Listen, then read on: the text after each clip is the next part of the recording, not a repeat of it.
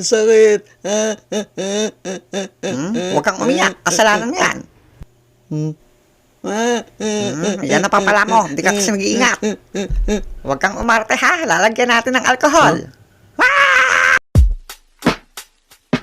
Lumaki ako sa isang tipikal na pamilya kung saan nagtatrabaho ang tatay at nag-aasikaso naman sa bahay ang nanay. Si mama ang punong abala sa paglilinis ng bahay. Namamalansya, nagpapaligo at naghahatid sa amin sa school. Siya rin ang kadalasang nagluluto ng ulam namin, naglalaba at marami pang iba. At dahil sa dami ng gawain ni mama sa bahay, hindi maiwasan syempre ang mapagod. Mama, gusto mo hilot ko kamay mo?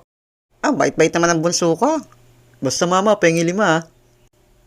Kailan pa natutong maningil to? Naalala ko nung bata ako, nagpapahilot sa akin si mama ko noon. Pinapahiran ko muna ng Vicks yung kamay niya, tapos pinipisil-pisil ko yung palad niya. Pagkatapos sa kamay, nihilot-hilot ko rin yung ulo ni mama. Naalala ko din nung bata pa ako, nagpapaapak si mama sa likod niya. Mama, di ba masakit pag inaapakan ko likod mo? Hindi naman. Baka kasi mamabalian ka kapag aapakan kita Tapos baka ma-hospital ka. Pag na-hospital ka, wala na akong mama. Mas apakan mo, puro kadaldal. Pero later on, guminhawa naman pakaramdaman ni mama nung inapakan ko yung likod niya. Syempre, magaan pa ako nun Isa rin sa nakakapagparelax sa mama ko noon, pag binubunot yung puting buhok niya tuwing hapon. Gamit ang tiyan isa-isa kong binubunot ang puting buhok sa ulo niya. Sa sobrang relax ni mama, nakakatulog siya habang binubunutan ko siya. Pagkagising niya, pinapakita ko lahat ng nabunot kong puting buhok niya. Kung gaano karaming hibla ng puting buhok, ganun din karaming piso na ibibigay niya. O di ba bata pa lang madiskarte na.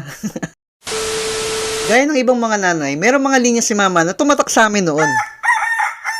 Jenny, Jeff, magsigising na kayo dyan, tanghali na. Para kayong mga anak mayaman, magsibangon na kayo dyan. Kuya Jeff! Ano ba yun? Para makong break game. Kagising ko nga lang Isusubok kita kay mama. Ayaw mo akong pairamin. Aga-aga tong dalawang ta. Di magsubong ka. Samahan pa kita Mama, si Kuya Jeff ayaw magpairam ng break game. Jeff, Jenny, pag-uuntogin ko kayong dalawa dyan. Nagising na naman kayo? Buong araw na naman sasakit lalamunan ko sa inyo. Ikaw kasi. Imbis na ligpitin nyo na pinaghigaan nyo, tanghali na kayo nagsibangon dyan. Parang nakakuha kayo ng katulong dito Pag ako namatay, kawawa talaga kayo. Mahilig kaming manood ng TV nung mga bata pa kami. Mojaco ang isa sa pinakapaboritong palabas namin na inaabangan tuwing hapon. Si Mojaco ay napaka-cute na alien ng hugis bola at lumalapad tuwing nababasa. Yun nga lang minsan pag nanonood kami nagkakataon na tinutopak yung TV namin at bigla-bigla na lang namamatay. Ano nangyari? Kung kailang nanonood, saka pa ito maglolokong TV na to. Tuktukan ko nga. Ayan, meron na. Nawala. Yan. Nawala na naman. Nakakainis. Hampasin ko kaya ng malakas to. Sige, Jeff, pagbutihan mo. Di ganyan pagsira niyan. Mama, anong ginagawa mo? Nagsasayaw. Nagsasayaw? Mama, pengi piso. Wala. Kayo ni Jenny, puro kayo hingi. Kala nyo may patago kayo. Ang tingin sa akin, nagtatain ng pera.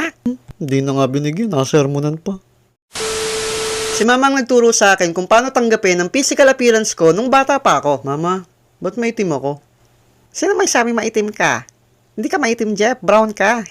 Si Mama naman, kala mo nakikipagbiruan. Moreno ka, Jeff. Di ka naman talaga maitim. Pinaglihi kasi kita sa pansit bihon. Di ba ang pansit bihon, maputi talaga siya bago lutuin. Saka maitsura ka naman, Jeff, kahit di ka maputi. Syempre, anak kita Kaya mula nung tinanggap ko ng kulay ng balat ko sa pagiging moreno o kaya manggi. At naniniwala din ako, ang mga magulang natin ang unang susuporta at tatanggap kung ano man ang itsura natin.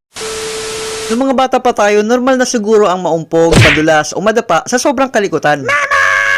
Nung bata ako, si Mama talaga ang unang gumagamot kapag may sugat ako. Kawawa naman ang bunso ko. Ano sugatan? Huwag ka nang umiyak. Gagamutin ka na ni Mama. At kung inaakala yung ganyang kalambing yung mama ko kapag ginagamot ako, pues nagkakamali kayo. Huwag kang umiyak. Kasalanan mo yan. Yan na papala ko. Hindi ka kasi mag-iingat. Nung bata ako, takot talaga ako sa alcohol. Alcohol talaga ang number 1 panlinis ng sugat namin nung mga bata pa kami. Huwag kang umarte ha. Lalagyan natin ng alcohol. Sa sobrang hapdi ng alcohol, feeling mo pati kaluluwa mo matatanggal. 1, 2, 3. Actually, yan talaga dahilan kung bakit may peklat ako sa tuhod ngayon Isang araw, inutusan ako ng mama kong bumili ng kape at asukal sa labas. Jeff, bili ka ng kape asukal sa tindahan. Pagkabili ko, nabot ko na kay mama yung kape asukal, pati yung sukli. O ma, ito na yung kape sa kaasukal. Ang hindi alam ni mama, kinupit ko yung 20 pesos sa sukli niya kanina. Dali-dali kong tinago yun sa ilalim ng damitan ko. Pero so kung anong kadahilanan, bigla akong nakonsensya sa ginawa ko. Yun kasi yung first time na tinry kong kupitan yung mama ko. At that point, na-realize ko hindi ko kayang lokohin si mama at hindi ako sanay magsinungaling sa kanya. Lord, sorry po. Di ko po talaga kayang lokohin si mama. Kailangan ko ibalik to. Che, palik ka nga dito. Alalagot. Sa'yo na lang tong barya ko dito. Bili kang chichirema sa labas. Nung time na yun, nakaisip ako ng paraan paano ko mabalik yung 20 pesos kay mama. Nakabili na ako nun ng paborito kong chichirya. Pag uwi ko ng bahay, lumapit ulit ako sa kanya. Mama, may nakita akong 20 pesos dun banda sa may pintuan natin. Sa'yo yata to nalaglag. Ay, oo nga, sa akin nga yan. Di ko na malayan. Mula nung prinsipyo ko na talaga na kapag hindi sa akin, pera man o kahit anong bagay, ay hinding-hindi ko kukunin. May isa pang good memory sa akin si mama nung elementary ako. Si mama lagi nagsabi sa akin ng medal mula grade 2 hanggang grade 6 dahil honor student ako nung elementary. And after recognition day, dumidiretso kami sa McDo or Jollibee para i-treat ako ng mama ko. At dahil doon na-motivate talaga ako mag-aral ng mabuti. Ay Mare, ang talino naman ng bunso mo. Lagi siyang may medal sa school. Nako, kanito pa ba magmamana yan, Mare, kundi sa akin? Mukhang yung bunso mo yung magpapayaman sa inyo balang araw. Oo, sigurado yan, Mare. Nung narinig ko yun, medyo na-pressure lang ako ng konti. Bilang bunso, ako na lang huling barahan ni mama para umahon kami sa kahirapan. Kaya hindi ko siya pwedeng biguin. Pag-graduate ko sa elementary, nabigyan ako ng scholarship. Binibigyan ako ng konsehal ng 1,000 pesos bilang allowance every month sa school. Pero pagtungtong ko ng high school, nag-ibang takbo ng buhay ko. Nahirapan na akong makapasok sa top 10 ng high school. At hindi na rin ganun kataas yung mga grades ko. Sunod-sunod kasi ang problema namin noon sa bahay. Bihira na nauwi si papa sa bahay. Kaya hindi na namin alam ni mama kung saan kami kukuha ng panggasto sa bahay namin noon. Sinikap ko na lang magkaroon ng 85 pataas para meron pa rin akong scholar. Nung high school din ako nagkaroon ng malubhang sakit si mama noon. Madalas sumasakit ang sikmura niya at unting-unting lumalaki yung tiyan niya pero hindi siya buntis. Sinubukan ni mamang humingi ng tulong sa mga nakakatanda akong kapatid. Pero sabi nila kay mama, meron na daw silang asawa, wag na silang asahan at wala rin daw silang kakayahan para mapagamot si mama. Sobrang sakit nun bilang magulang na kapag ang mismong anak mo hindi ka matulungan sa oras ng pangangailangan. Pero kahit may sakit si mama, dumiskarte pa rin siya para magkapera kami nun. Nagsakripisyo pa rin siya para mabuhay kami. Napilitan ako huminto sa college at maghanap na lang ng trabaho para magkapera kami ni mama noon. Pero yung sahod ko sa trabaho ay sapat lamang para sa gastusin namin sa bahay at hindi ko rin napagamot si mama at ng ospital. Tuwing sahod ko, binibilang ko na lang siya ng ointment at langis na pwedeng ipahid niya sa tiyan niya. At mga gamot na nabibili sa butika para sa sakit ng tiyan. Nung time na yun, umaasa pa rin ako na gagaling talaga si mama. Kalipas ang ilang buwan, lumala ang sakit ni mama at unti-unti siyang nanghina. Nung time na yun, hindi ko na rin talaga alam kung saan pa ako hihingi ng tulong para sa pagpapagamot ni mama. Teenager pa lang ako noon pero pasang ko na lahat ng problema ng pamilya namin. Sa sobrang bigat ng problema ko noon, nagsimba ako sa Quiapo para ipagdasal ang paggaling ni mama. Lord, ngayon lang po ako hihiling sa inyo. Gusto ko pa pong makasama ng matagal yung mama ko. Please po Lord, pagalingin niyo po siya. Totoo pala na kapag meron kang matinding problema, doon mo lang masusukat ang pananampalataya mo sa Panginoon. Hanggang sa dumating ang araw na kinakatakot ko. Kami lang ni Jenny noon ang kasama ni mama sa bahay. Habang nagbabantay ako kay mama, sinabi ko kay mama ang salitang hindi ko pa nasabi noon pa. Mama. Mama, I love you. Mama, mahal na mahal kita. Sino ka? Di kita kilala. Nung narinig ko yun, gusto ko na lang humagulgol sa iyak. Kung kailan sinabi ko kay mama kung gaano ko siya kamahal, hindi niya na ako makilala. Mama.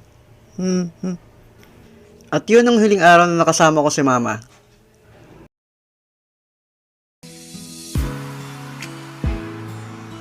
Mama, Happy Mother's Day. Mama, kung nasan ka man ngayon, I just want you to know na mahal kita. Kung meron man isang bagay na pinagsisisihan ko, yun po ay hindi ko nasabi kung gaano ko po kayo kamahal bago po kayo mawala. Maraming salamat po sa pag-aruga at pag-aalaga niyo po sa amin. Ma, maraming salamat po sa lahat ng mga tinuro niyo po sa amin. Mga life lesson na nagagamit ko pa rin po hanggang ngayon. Maraming salamat din po sa patuloy na paggabay. Wala man po kayo sa tabi ko, nararamdaman ko pa rin po ang pagtulong niyo po sa amin ng anak ko hanggang ngayon. Happy Mother's Day po ulit, Mama. Mahal na mahal ko po kayo.